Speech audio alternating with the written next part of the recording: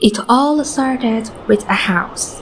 An old house with white walls and windows that cast shadows at night. John and Mario brothers thought they were getting their wish, but they were wrong. Just 3 days after moving in, a letter arrived in the mailbox. No stamp, no sender. It had just one sentence written on it. Welcome to house 657. I've been waiting for you for years. The person who wrote it introduced himself as the Watcher, a hidden shadow, a faceless stranger who saw everything through the windows. The letter was full of details that no one but one person could know. The ages of the children, the rooms they sleep in, even the color of the clothes. The letter read, I have been watching this house. I have been watching it for years. Now your children are part of this house, and I need to know what you are doing with them. They started to panic. Their dream house had become a prison with windows facing the strangers. When the second letter arrived, the brothers' family was sure that this was not a joke. This time, the text was much clearer. The reader had written that he had been watching this house for a long time, and now that a family had arrived, he must be aware of all the dangers. I saw your little girl looking out the kitchen window. Did you choose the room for her?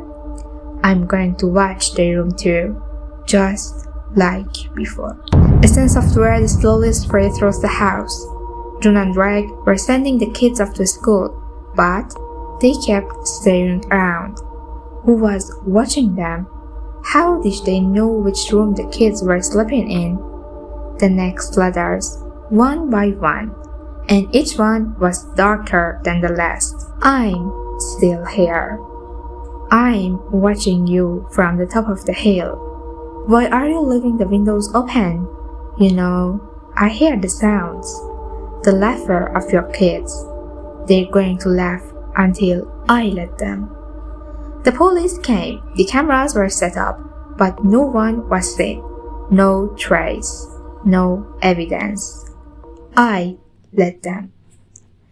The house that was supposed to be a refuge had become a glass cage.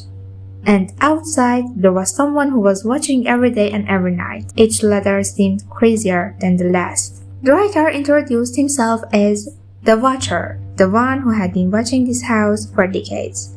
And now, his new heir had arrived. My father and grandfather watched this house, and now it's my turn. You don't want your kids laughing so loud. They wake me up. June and Greg anxiously followed every sound. They saw every parked car, every passerby seemed suspicious. It got to be the point where they even changed the children's room.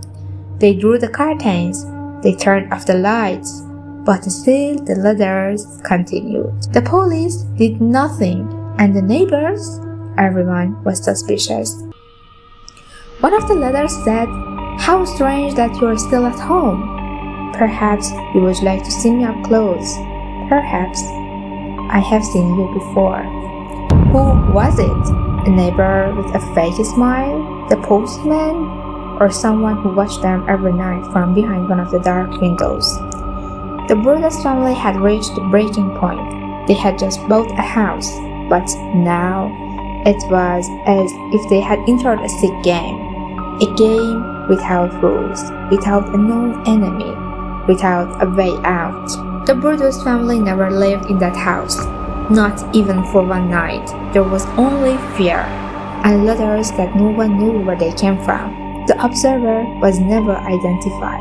No evidence, no suspects, no answers.